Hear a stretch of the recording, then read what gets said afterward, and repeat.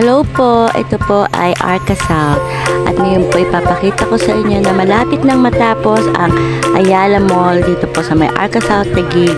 Ayan po, bubuksan na daw po yan ngayong 2025 at napakalapit po sa lugar namin yan, as in mga 3 minutes to 5 minutes lang po pag naka-tricycle. In fact, yung iba po nilalakad lang po yan dito kasi napakaganda naman po ng lugar at talagang mag-i-enjoy ka at makakapag-exercise ka. Kaya kami excited na po ang pagbubukas ng Ayala Mall dito sa Arca South. Ayan po, ang ganda at ang laki-laki po niya. At tingnan niyo naman ang paligid, talagang makakapaglakad ka pa.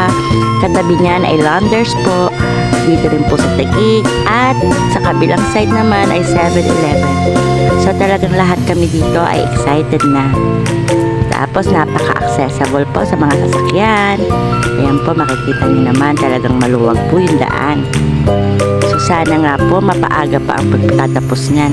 At dito sa kabilang side po talagang malawak po siya. Ayun po, nakikita nyo naman meron pa siyang space na pwede kang mag-jogging, mamahinga, upo-upo. Kaya marami po ang pumupunta dito para lang po mamasyal at maglakad-lakad.